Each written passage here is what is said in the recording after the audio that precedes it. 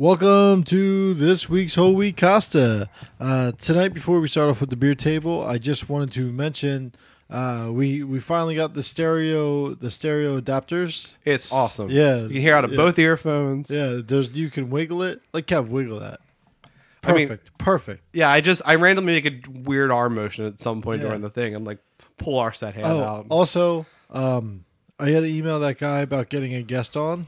Okay. And I bought a third microphone. Okay. Yeah. Nice. And then we have plans to go get some podcast training in September. Yeah, are we definitely doing that? Did we set it up? No, we didn't set it up, but we're definitely doing it. Because I'm in for that day. Okay. I forget the date. But, so December 9th? Maybe? September something. Yeah. Anyway, our beer facts. We have Two Roads. Two Roads Passion Fruit Goes. It's a sour beer. It's real sour. Sour beer. Yeah, It's good I though. still like them, and it's passion fruit, so it should be sweeter. So Two Roads Brewing is out of Stratford, Connecticut. So craft brew. So a couple beer brewery facts. It was started in 2012 by four friends. They foster a road less traveled philosophy in the beers they make, and their brewmaster has 27 years craft beer brew experience. Okay. And then Two Roads isn't just a logo on their brewery building; it's their philosophy. Life always seems to offer up two ways to go. Huh. Yeah. I'm unimpressed with their philosophy, but I do like the beer. Yeah. Was that beer? So I don't know if it was you or Nate that brought that sour beer over my parents' house on Memorial Day. Oh, it was Nate. Because it's like still there. Because I drank it. I drank the one like a couple weeks ago, and it was like too sour. I just and there's still another can there. It's Dogfish Head. Yeah, it's like a green blue sort of beer label. Yeah, I can't think of it right now. No, yeah, I know. I like it. I like it a lot. Real sour. Yeah. So, so I didn't do the beer facts because my phone's in the other room charging. Because I just went to Arby's and I posted on the Whole Wheat Costa Instagram for the first time, and I changed the Instagram name from Jay to Jay and Kevin. Yeah. But then I was thinking about it because it bothered me before. But then I was like, I hadn't contributed anything to the Instagram to this point, Right, so yeah, so it was totally fair to be just Jay before. Yeah. But I have the login now. It actually wasn't. It wasn't the same as the other one. It was slightly different, but I guessed a bunch of times and I figured it out. Oh, okay. So we're gonna see more Instagrams. Yeah. So I had to get I have to log on back on, like add a second Instagram to my Instagram, like my personal Instagram. Yeah. Because I broke my new phone. Yeah. So I dropped it. Hopefully no one listens to this. So I dropped it, and like the screen was non-responsive. And I called up the insurance company and I go, "Hey, you guys have a warranty on these phones?" They're like, "Yeah." They're like, "Did you drop it?" And I go, "No." And they're like, "Did you hit something?" And I go, "No." And they're like, "All right, I guess it's still under warranty. It's only a month and a half old." All right. So they sent me out this phone. Local podcast host gets arrested for insurance fraud. Yeah. Well, the screen's non-responsive, so it is malfunctioning. That would be the best thing that happened to us, though. I mean that would be the biggest exposure we ever had. Yeah, no, I'll just pay the $89 and then I'm not in trouble anymore. Yeah, I guess. I don't know. But yeah, so I have this new phone for the third time, and I was thinking like maybe I could just upgrade because Why don't you put a case on it? Yeah, I'm gonna put a case on it. Yeah, I've never had a case on a phone ever. But that's how they break. Yeah, but in the last fucking 16, 17 years, I've never had a case on a phone. I've never broken one. It's weird. Never once. So I've used, and people get these crazy fancy cases and stuff. The last like 3 or 4 phones I've had, I always get just a cheap, like black rubber case from like Five Below. Like usually from a regular store, like not one that cheap, like a real rubber case, but just like a pretty like non-obtrusive, like you don't even really see it, right. like black rubber case. And I think the key to it is like I feel like the one I always get is the same one. Is like pretty thin on the back, but it flares out a little on the edges. So there's a little cushion, and then it comes over a little bit past where the screen is. So there's cushion on the bottom too. So I've only ever had a crack in one phone out of my last like 4, and I drop my phone all the time, like all the time. I don't know how. Oh, here's why I dropped my phone. Yeah. As you can see, I have bandage on my hand. Yeah, I was wondering about that. Yeah, so the only thing I'm actually good at, Yeah. cooking, Yeah. I burnt my hand. I didn't know where you was going, but it was your left hand, so I figured Now I burnt my hand right here. that sucks. So to like keep out infection, I have it Yeah. wrapped all week because like my job's pretty dirty. Yeah. So then like, working out at the gym and everything, so I have to keep it all wrapped. And the only reason is because Monday, like my hand was like, I think I burned it Monday night. Yeah, I want to say I burned it Monday night cooking. And so I grab a hot pan Yeah. off the thing. Like the pan wasn't on. Rachel has like a burner in the middle of her oven, Yeah. her stove, and she's like, "We should get that pan out of there." So I go grab it, Yeah. right, and barely touches. So I have like this like half a Wu-Tang Clan like Nice. symbol on my hand, and So you should have got out of there sooner, basically. yeah. So the next day, like my hand, like the strength of my hand Yeah. was like super weak, so I Oh, pulled that's it scary. out, and like I couldn't I actually couldn't hold on to my phone, and I dropped it on like Wow. concrete. But I think it's the first time I've ever dropped my phone. That's really scary when something like that happens. Like that was my thing. Like in the gym a few weeks ago when I like did that stupid thing, like putting the weight back too far, and like my hand went and, like got weak for like a minute, and it freaks you out because you're like, what did I really damage? Is that like that happened? Right? Yeah. My hand strength is pretty much back today because I was Yeah. doing deadlifts at the gym, so I Yeah. held on to all that weight. Yeah. But yeah, like Monday, I couldn't hold on. I couldn't hold on to the weight at all, or I couldn't hold on to my phone, let alone weight. But I still worked out on Monday. Like Yeah. just no weights or anything, no push-ups or any of that shit. So I should make some rearrangements here because again with my wild hand gestures, I just whacked the table next to me and I realized there's like a knife pointing right at me, right above where I just whacked the table. Yeah. So I moved it out of the way a little bit. Yeah. Now I'm gonna be out of the gym. I'm thinking I'm gonna go do like cardio, like maybe tomorrow or the next day. Because I was talking about the melanoma last week. I got the surgery for the melanoma on Monday.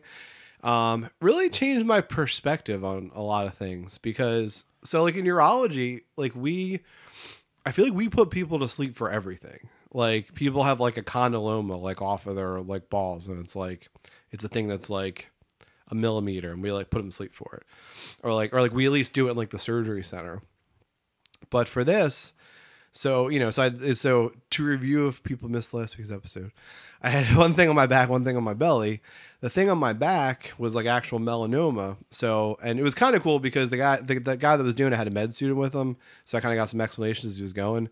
So it sounds like basically they have to cut basically all the skin out. Like they cut all the way down to like the fascia, like to like the lining of the muscle tissue. Yeah, it's like 3.5 centimeters or something. Yeah, well, I guess if they're cutting it all out, it sort of depends. Like, so I learned apparently I have real thick skin on my back.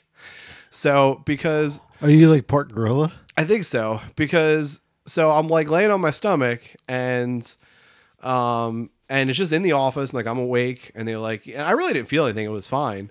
But they were like cutting on my back and then sewing it up for like an hour. And like they apparently, they told me afterwards because I'm like I like know everyone that did it, that they used like multiple scalpels because they just kept dulling by the time they got through everything On your iron back? Yeah, and the medical assistant that was in with us showed Kelly what they took out afterwards, and apparently it was the size of a small pork chop. So Really? yeah. So Hey, you finally lost weight. exactly. I kind of wanted to weigh myself afterwards. I think they took like a pound of skin out. So and then I felt kind of bad because I totally fucked this surgeon's schedule because I mean he had like 39 other patients on him. Like he spent like an hour and a half like with me just doing that. So the medical student that was with him would like basically sewed up my back, and she was doing it for like a half an hour, and then in my head I'm thinking like, I mean whatever, it doesn't hurt, I don't care, like as long as it looks good at the end. It looks really good. She did a really good job, But then once I got up and I looked at it, then she was basically like, like you're wondering like why it took so long, I think. And I was like, yeah, I was kind of judging you. And she was like, no, it was just really big. And I was like, okay, it makes more sense now that I saw it. But yeah, it just kind of changed my perspective because like how much you can do. Because like I don't know, I would never think like you could take that big of a chunk out of someone's body just laying in the office while they're there awake. Like it's not a big deal. My bone marrow thing. Yeah. Bone marrow. They went to like the hip disc Yeah. or whatever.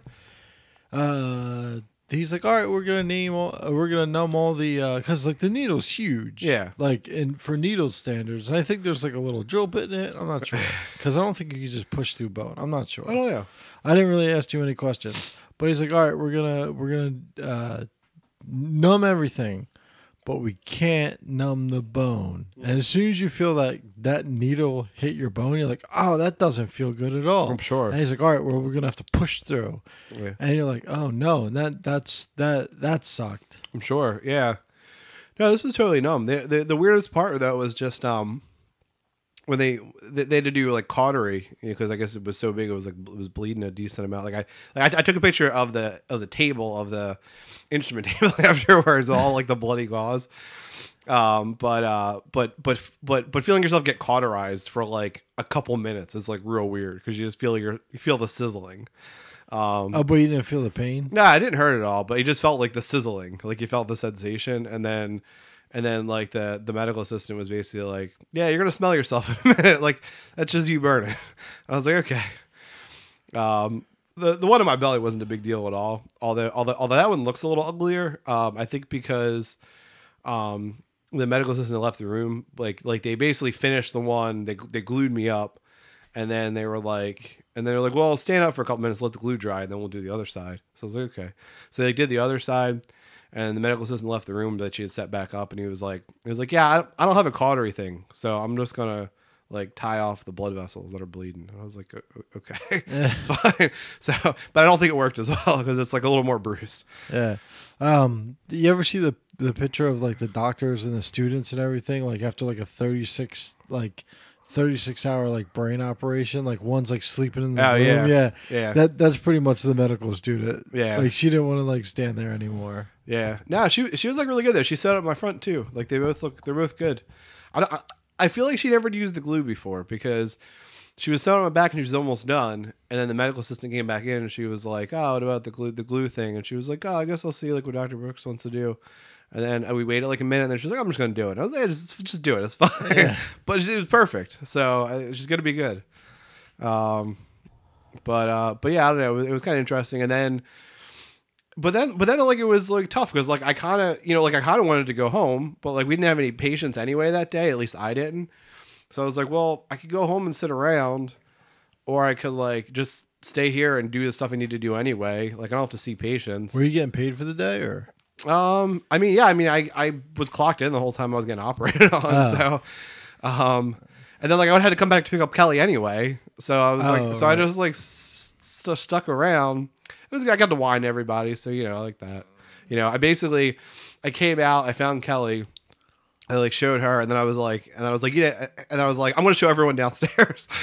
So you're super excited. So I went back downstairs and I was like, guys, do you want to see my incisions? Yeah, basically, yeah, it's getting infected and shit like that. So, and then of course I'm a hypochondriac, so I had to have them look anyway, because then I was like, I'm going to show you like a few more times, because whenever it hurts, I'm going to have somebody look at it again. Yeah, this hurts. Is it green? Yeah. Is it? No, it's completely healed. Yeah. No, it's not. Yeah, it's exactly the same as it was 10 minutes ago. Yeah. Nothing's different. Yeah, but it's December. It's scarred up. Yeah. But then so I figured I'll just sit there, I'll write notes and stuff, and then I got pulled into like a procedure like at the very end of the day, and I'm like wearing like the X-ray leads, and I'm just like, this is terrible. I'm like stiff as a board, like moving around, but it's only been a couple of days and it's like a lot better already. Right. Yeah. Well, the burn on my hand that was better the next day. Yeah. Actually, it like still hurts, but. Like even Rachel was like, "How's that not hurt?" And I go, "I just ignore it." And she's like, "That doesn't work." And I was like, "She's like, you say you ignore everything," and I go, "Yeah, just ignore it. The pain just goes away." And she's like, "It doesn't work." It does work. You just don't care about it. Yeah, I mean, I think most pains you can do that with. I don't know. The thing that's good for me is like honestly, just from going to the gym, I don't like to take a lot of pain medicine because like I want to feel when I am sore, so like I know what I'm doing, sort of. So since I don't like, I've honestly just taken Motrin before bed the last 2 nights, and it's lasted me through part of the next day. Like I don't know, like I guess since I never take it, it's Yeah, she'll take aspirin for like if she clips her fingernails too short. yeah. I like it, but like broken leg, like I'll take a Tylenol. Yeah. Yeah. Well, that's the thing. I mean, I do think Motrin works like super well for most things, and like and but like when I'm in pain, like it take a ton. Like I'm not, I just haven't been. It just honestly didn't hurt that. It just wasn't that bad of a thing. Like even though like it looked like really gruesome, like it's really not that bad. But when I had strep throat last year, I mean, I took Motrin and Tylenol around the clock for like a week, like the highest doses I could. I took like Benadryl and like whatever else so I could sleep at night. Like I took every pill I could possibly take, because it hurt. Like so if it hurts, I'm not gonna be like a tough guy about it. But I don't know. You're a big wimp anyway. Yeah. Yeah, that's what I mean. I just think most things. I think most things don't hurt as much as people say they do. Yeah. But when things hurt, like I'll whine about it. Yeah. Oh, yeah. Sequential ale. That's the beer. Sequential ale. Oh, the blue green one. Yeah. Okay. Yeah. But yeah, the one on my back just feels weird because like, I mean, because my skin was just like you can sort of feel how it's like stitched together. So like if I stretch, it's like it's starting to stretch out now. But yesterday and especially Monday, like if I stretched the wrong way, like I could feel it like pulling. Like it was just a weird feeling. Yeah. Do you have to get stitches taken out? No, it's just all dissolvable stuff underneath. Okay. Apparently, because my skin was so thick too, she put like a million stitches in there. That's part of why it took so long. And then it's just glue on top. So that was the other thing. The surgical glue is like real weird because it's like this. It's like that like sticky stuff that they put like to like if it's like if you get like a credit card in the mail, and they like put it on, like that's what it feels like on your belly. So that was like the second day. Like the first day I was like, oh, everyone look at my incisions, and the second day I was like, guys, feel my glue. Yeah. Yeah. I feel like how hard your belly is and everything. Yeah. Like it's not Dave hard, but it's pretty hard. Yeah. Like I feel like if they went too far in the skin, like it would just pop and then yeah. Yeah. So yeah, with my leg I got 62 stitches inside. Oh Jesus. Dissolvable. Yeah. And then I got something like I think 54 or 56 stitches on the outside. Yeah. And like 38 staples. That would just take forever to take out. That would be like miserable to take out. It took like 30 minutes to get everything out. Yeah. Well, the stitches inside were dissolvable, but the ones on the outside were not. And I asked the lady, the staples were weird too because they stitched it up and then they stapled over it. Okay. Like you've seen how big my incision is on my leg. Yeah, it's like halfway up to the calf. You guys can see all our incisions on the Whole Wheat Costa Instagram. And like the lady taking them out, and she's like, how bad did you like hurt yourself? And then I was like, I don't know. She's like, I'll be right back, and she brings in the X-rays. She's like, oh my god. She's like, I'm surprised you don't have more stitches. Yeah, staples are weird, and then stitches. I was like, are you gonna numb me? And she's like, actually, she goes. Because she starts off, she's like, well, if we numb you, you got to feel like the needles. And she's like, you'll just get as many needles as like you have stitches to take out. Yeah. So, and then she looks at how many stitches. She's like, oh my God, I should have numbed you. And I was like, yeah. We don't numb people for that stuff. But all those staples and all that, then it had to go through scab and everything. Yeah, it was pretty painful. If you take the staples out right, they really shouldn't hurt. We just don't do a ton of it in urology. We just don't do that kind of surgery. We do mostly laparoscopic stuff. But I mean, I've had to do it a few dozen times for each thing. Staples really shouldn't hurt if, like I said, if they take them out in the appropriate time frame and like they do it right. Oh well, but everything was scabbed over. Okay, yeah. But I hate taking stitches out of people. It's like, yeah, because that's exactly what happens. So you have to like dig into their skin to like get the knot to like break it, to like pull the thing out. Like it sucks. Yeah. I don't I know. got I got stitches. I got 3 stitches in my knee one time. Yeah. And like the one doctor came in, and like I guess it was like a medical student doctor or a resident or whatever. Yeah. The like first year doctor. He's like, all right, I'm gonna stitch it up, and I had 3 different cuts, like it's split open. Yeah. And he goes, I'll be right back. And he brings in like a doctor who's probably like in his like late 50s. Yeah. And he's like, and he sits down and he goes, I'm gonna stitch you up. Yeah. And like he did like all these weird like stitches for the first stitch, and then like he put like 2 more stitches, like regular stitches in. Yeah. He's like, that first one, he's like it took me 3 years to learn that. Yeah. You know, like Yeah, it's, there's like, some real really awkward. cool Yeah. stuff they can do to close your skin up and stuff. But yeah, I don't know. That's one thing that I've never. I was talking about this with that med student when she was still stitching me up. That's one thing that I really never learned how to do because there's just not a lot of cause for it for me. I've always been kind of curious about it, at least to learn like some basic suturing. Like I probably should at some point, but it just really doesn't come up a lot for me. Oh So- yeah. Oh, the stitches in my knee. Yeah.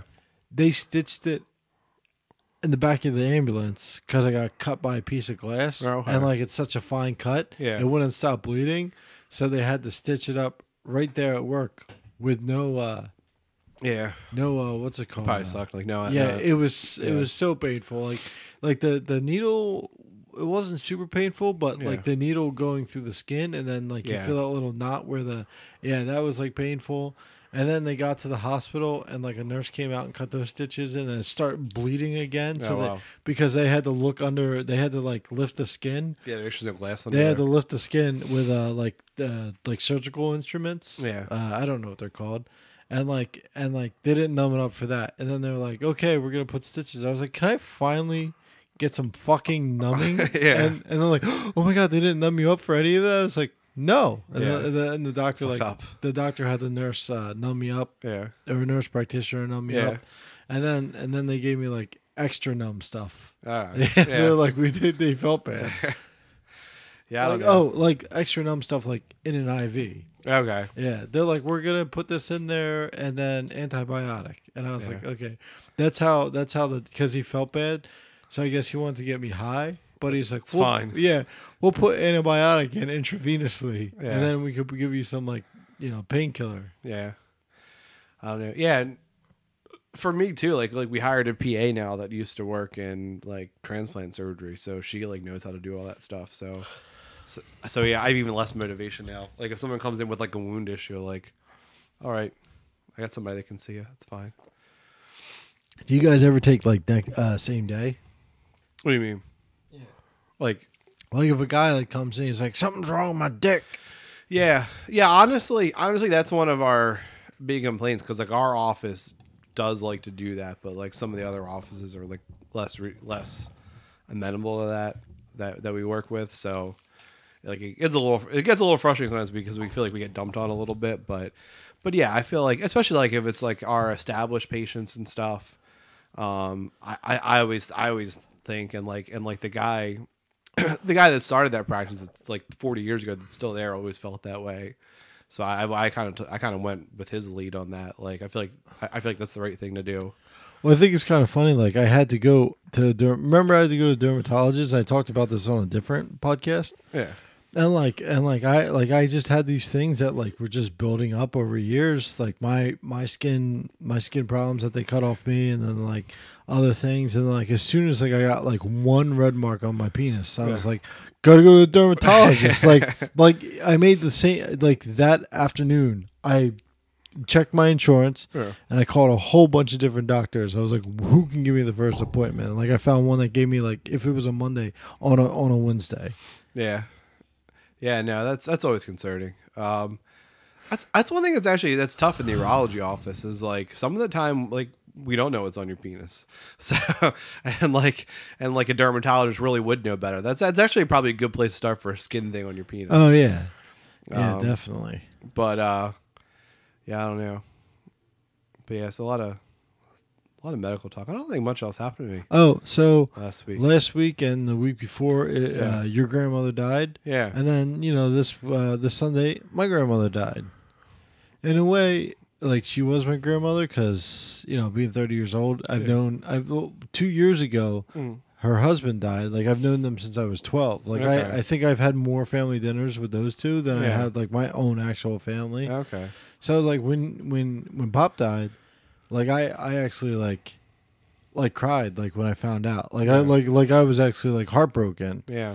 And then when she died, like I didn't like on the way from the gym tonight to like here to go get ready, like I cried a little bit. Yeah. But other than that, like I was pretty much fine. Yeah.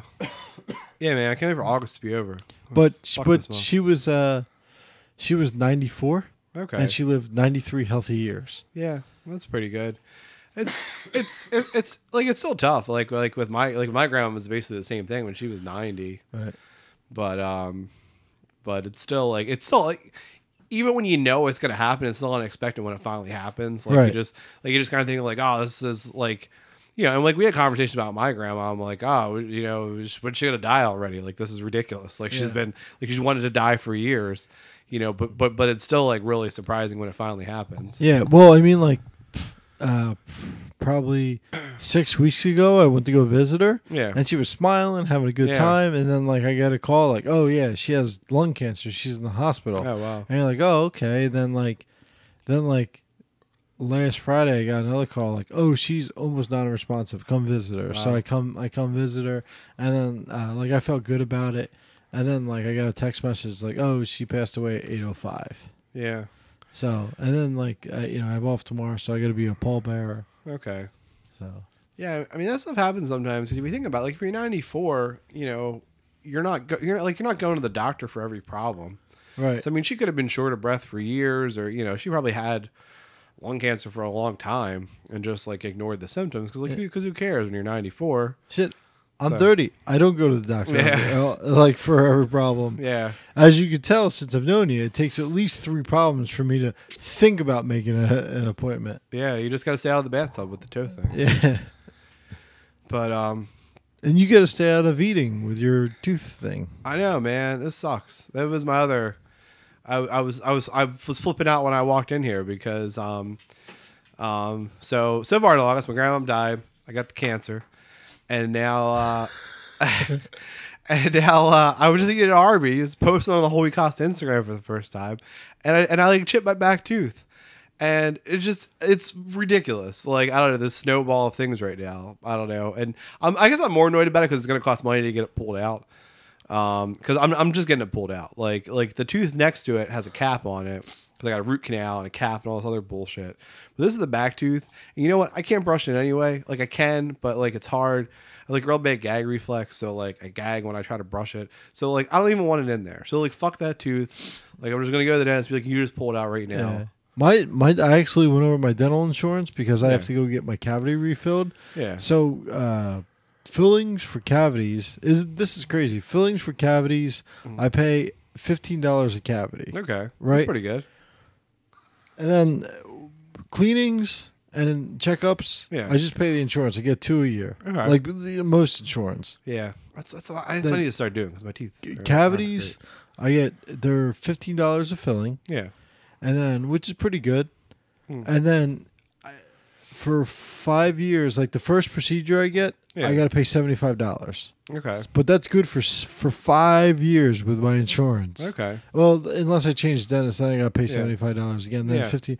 Then I can get up to 2 root canals every 3 years, and I can get 5 teeth pulled every 3 years. It's really good. Yeah, Really. like guess how much it is? It's like $14.68 a month. Wow. Yeah, That's good. yeah. That's actually kind of pricey for dental insurance a little bit. I feel like dental insurance is usually really cheap, but it also usually sucks. Right. No, it's So- like it's really good dental Yeah. insurance.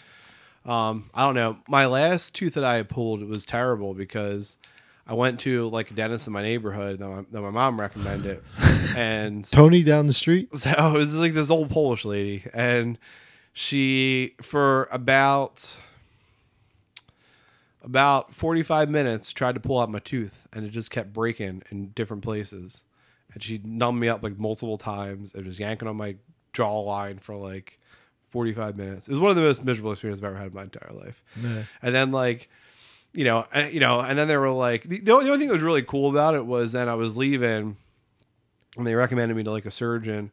And then they were like, yeah, like, don't worry about the copay. Like, we didn't do anything for you. So I thought that was cool. I think some places would still be dicks and charge you for it. Right. But maybe your teeth are the equivalent of my toes. Maybe. I don't know. They just break real easily. Well, like I said, I think it's just, I can't reach these back ones because of my gag reflex. Like I'm kind of happy the two on the right and the back aren't there because it's so much easier to brush that side. But yeah, I have teeth like my dad. Like they're pretty much unbreakable. Yeah. So I remember my dad. He got a something wrong with his teeth. Yeah. And he had to get one pulled. Yeah. So they pull it, and he got it. Like he went back to like Carmen, and he goes back there, and like literally less than like 5 minutes later, he comes back, spits on the floor, and then like he's like, all right, let's get out of here. I'm like, what happened? He's like, they put needles in me and they ripped my tooth out. Yeah. And he's like, what do you mean what happened to you?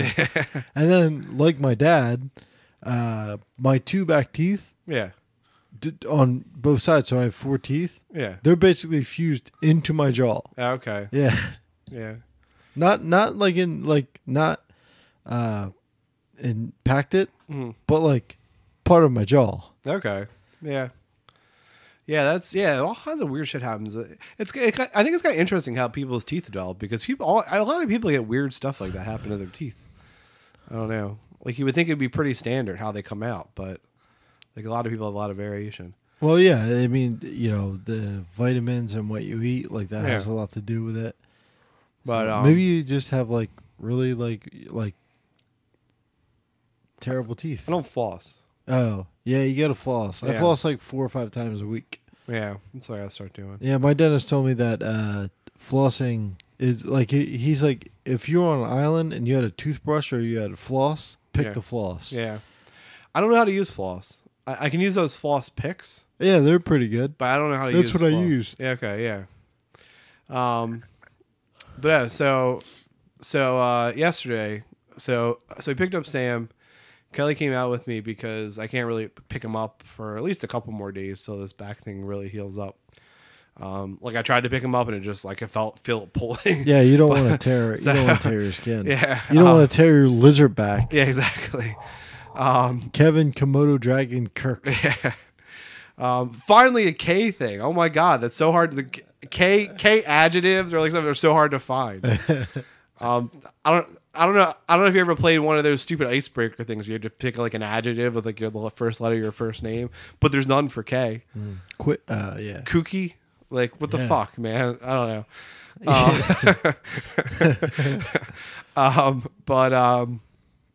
But yeah. So Kelly came out with us, and then I figured like, well, I can't really chase him around the mall too much. So I was like, well, let's go to Applebee's. There's like an Applebee's near his house. He likes Applebee's anyway. Kind of from a joke because when he was a baby, we thought he was saying Applebee's, and he definitely wasn't. So then we always said it. So now he's legitimately excited to see when we pass by an Applebee's. So we went there. Nature versus nurture. Yeah. So we went there, and then we're like leaving, and we're gonna drive him back, and then Kelly was holding him because he wanted me to hold him, but I couldn't, so she was holding him, and then she said to Sam, "Oh, Sam, do you think your mom would give me like a ice pack for my head since my head really hurts?" And Sam was like, "No." and then Kelly was like, "Oh, well, Sam, what if you asked her? You think she'll say yes?" And Sam was like, I want to tell her not to give you an ice pack." So, and then Kelly's like, "Well, I think you can walk then." And Sam's like, "I want to walk." And then she puts him down, and he goes, "Hmm," and she goes, "Hmm," and he goes, "Hmm," and she goes, "Hmm," and this continued until we got to the car. They're just the two most stubborn people. It's like really weird because like I don't know, like Allison's so much like me in a lot of ways, and Sam's like so much like Kelly. I don't know. Yeah, he's like such a stubborn jerk sometimes, but I don't know. It's really funny. I can see her doing that too. Yeah, like, absolutely. Like he didn't go to her level. She stooped to his level all the time. They argue all the time. And then Sam Well, well, wasn't all the way. It was like maybe to 10 feet from the car. We were like across the parking lot, and so then Sam grabbed my hand with the other hand, and then he went to to swing between us. You know, like we kids do that for like us to pick him up a little bit so he could swing. And then Kelly looked at him and he was like, "Sam, tell me you'll get me an ice pack and then you can swing." And Sam's like, "No." And then she was like, "Sam, tell me you'll get me an ice pack and you can swing." And Sam's like, "I don't want to swing." He lets go, both hands, runs into traffic. I don't know. I just don't know where he comes from. That he's like, because I feel like me and Laura aren't like that. Like he's really like Kelly, like sometimes with his personality. Well, I mean, like I said like 2 minutes ago, nature versus nature. Yeah, it really is. I don't know. Maybe because Kelly's fun. Yeah, maybe. Yeah. I don't know. Well, I mean, like more fun. Yeah. I mean, like if Kelly's the fun one, we're all in trouble. Yeah. Yeah. But I don't know. And then I keep meaning to tell Laura too, because we went swimming over the weekend with like Mary and her kids. And then on Monday she was like, "Yeah, I didn't want to tell you, but the next day Avery got the hand, foot, and mouth disease." So I should really let Laura know in case Sam gets the hand, foot, and mouth disease. Who's Avery? That's her youngest kid. Oh, okay. So, yeah. Is that? Didn't he already have that? No, Allison had it. Yeah, no, yeah. Allie and Sam had it like last year. Right. So I'm hoping they like won't get it again because they just had it pretty recently. You can get it again. What is it? But it's like this rash. It's just like it's like a weird virus thing, and you get a rash on your hands and feet that itch, and then you can get like blisters in your mouth that are painful. It was kind of funny last year because Allison was definitely one of the first people that got it and like all of her friends ended up getting it, but she had like this barely visible rash on her feet. And she like was like, "Oh my God, it's so itchy. Yeah. I can't stand it." And like Sam and like Allie's friend Shane and like maybe Mila, somebody else were like covered from head to toe. Wasn't Sam like a lobster? Yeah, and he was like fine. He didn't give a shit. But they were all like covered from head to toe, and like I don't know. And they were fine. Yeah, I remember that now. So. Yeah. But it was funny. Like you couldn't even see the rash on her. I don't know. Maybe it's itchier if you can't see it. Yeah.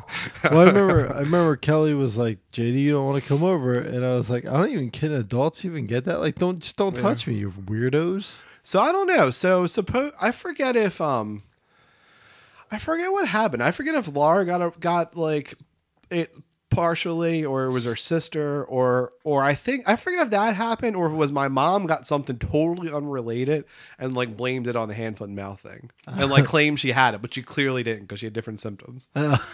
Probably. Yeah, it was some combination of those things are true. Yeah.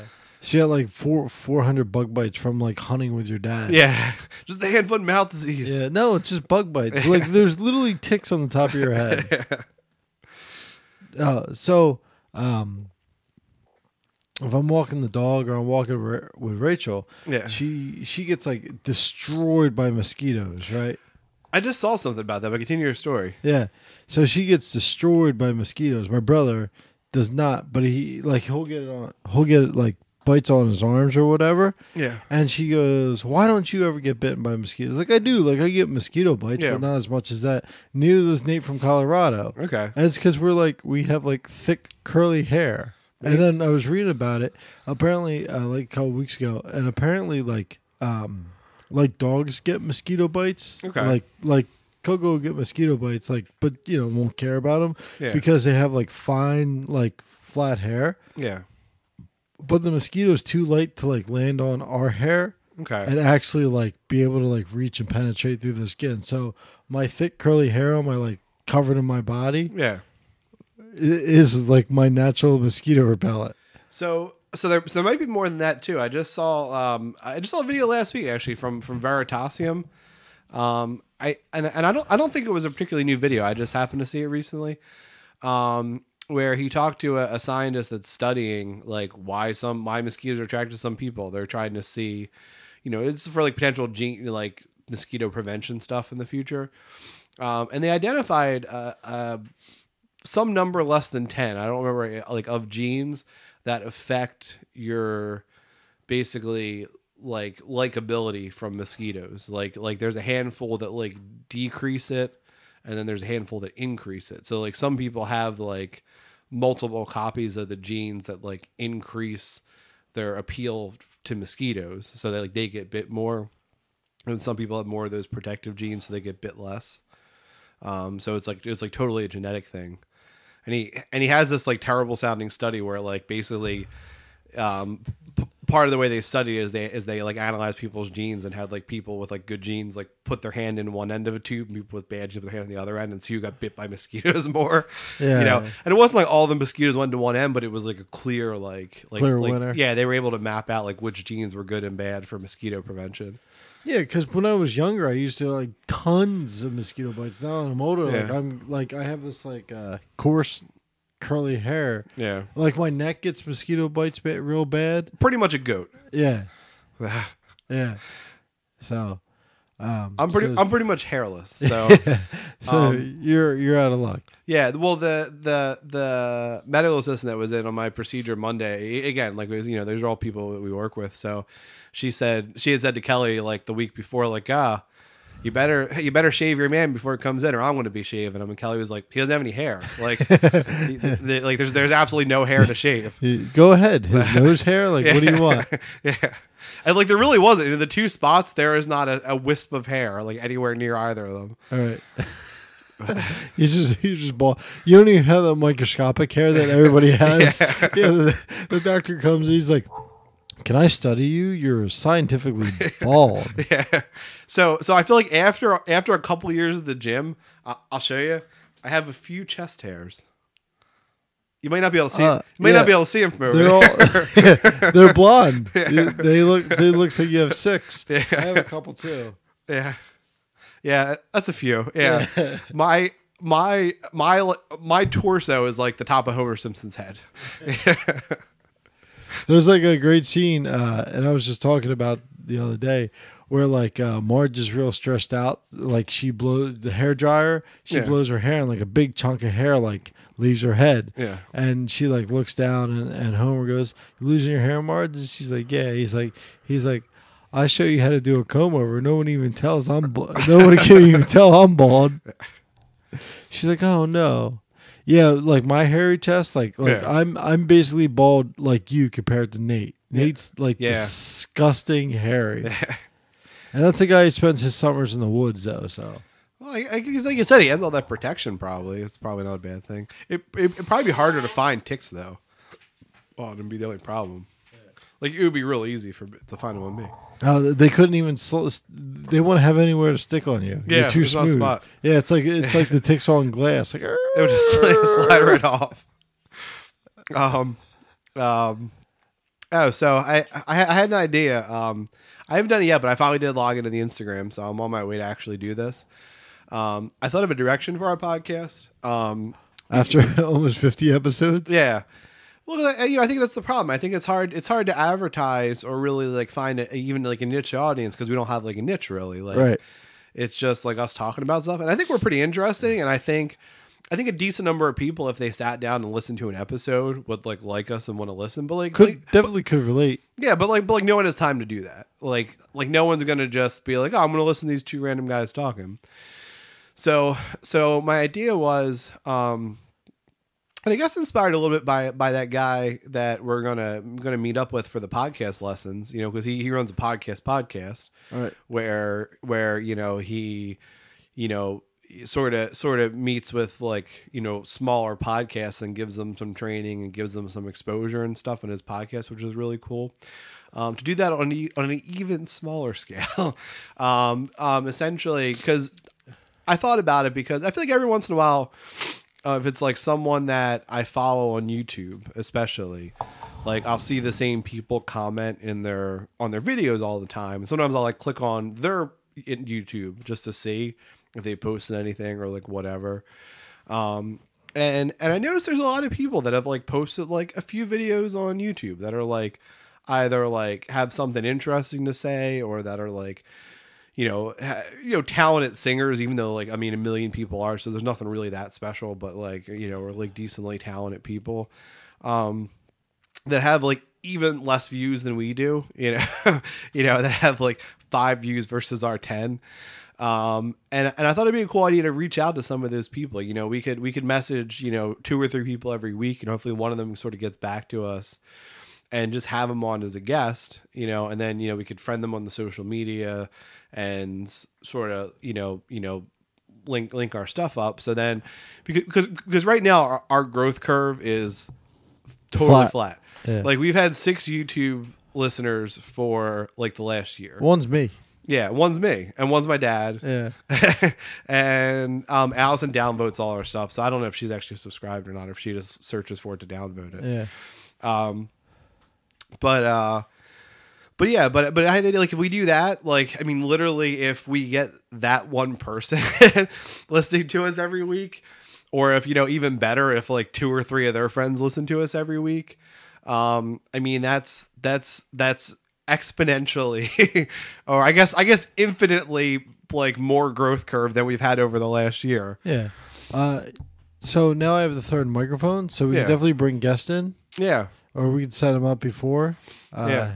Yeah. And then, so that'll be cool. And I want to find like a beer. Like I have that one guy I talked to. So I think everybody from now on, I'm going to talk to and ask if want to come on our podcast. Yeah. I just got to find his business card. I'm going to email him. And he said, like, that's the guy I told you about. And so I lost it.